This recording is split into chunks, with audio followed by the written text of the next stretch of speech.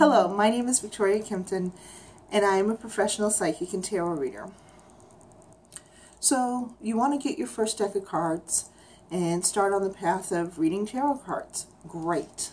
Welcome to the family. My advice is to get the Rider-Waite Tarot deck. It is the tarot deck that I have the most experience with and can tell you the most about. Where to get your deck? Well, there's a lot of places to get them. You can get them on Amazon.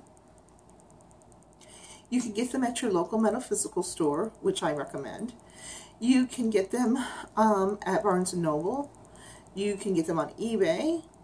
There's pretty much, you can get them anywhere. One of the easiest ways to learn to read cards is the card of the day theory.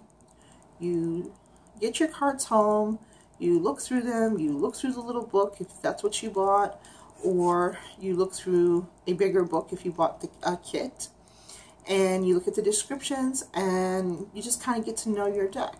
And then the next day, or whenever you're ready, you start picking a card of the day.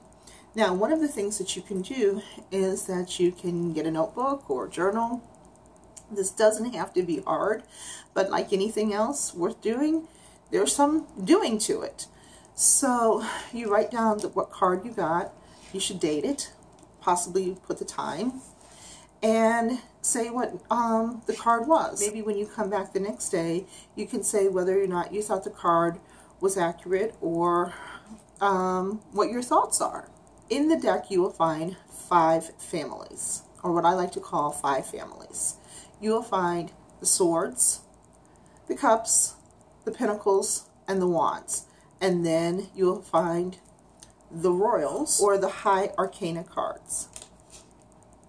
So that's how they're made. That is how they are divided up, and that's how we read them. Now, as you're reading a card, if a card comes up to you, say the Fool. Now, the Fool has a lot of meaning to it, as do all the cards. But if for some reason, in the meaning, you're getting something completely different. The Fool card can sometimes mean going on a fool's journey. It can mean going on a journey. It can mean childlike wonder. It can mean a lot of things. Now, if you found something in it that doesn't match the book or the experts or anybody else, guess what? That's your meaning. Don't let it go. Don't let it be talked out of you, because you need to keep your meaning to the card.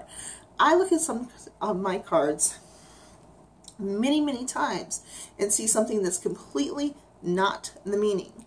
Now, I was a stickler for the books for a very long time. My mother, on the other hand, was not.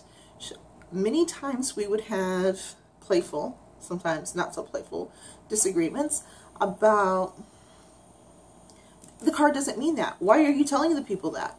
And she would say, but it means it to me within this reading. It means it to me within this situation. And she was absolutely right. Moms tend to be right. So therefore, if you see something in the card, after 20-some years of having my cards, I still see foliage, or I'll see a color change, or I'll see a coin, or I'll see something in them that I've never seen before, and it will tell me something about that reading that's completely different than what I thought it was going to be. So don't let yourself be talked out of it just because the experts say that's not what that card means.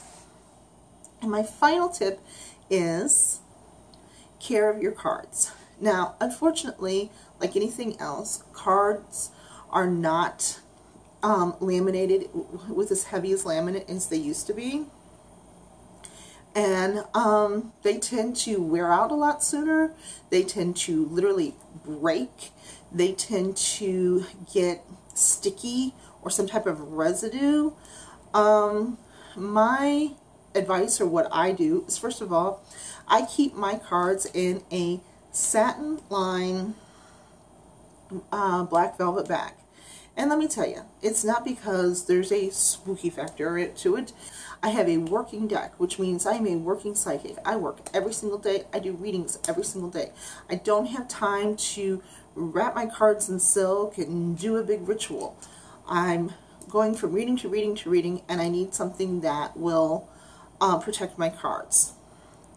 So once a year, or sometimes twice a year, I do something that's a little bit strange.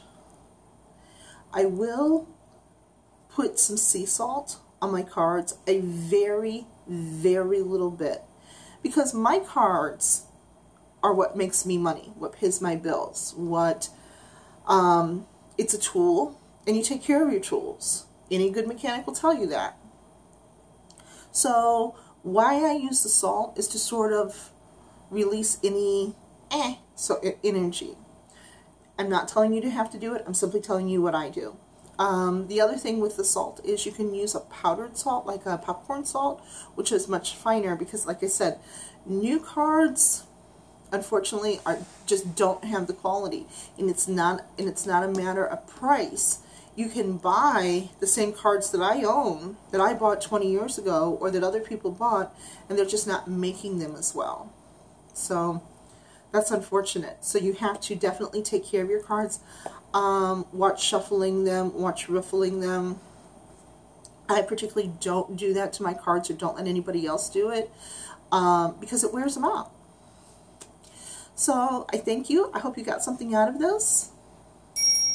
Let me know if you do. Like, comment, subscribe. Leave me something in the comment about your first tarot deck. Thank you.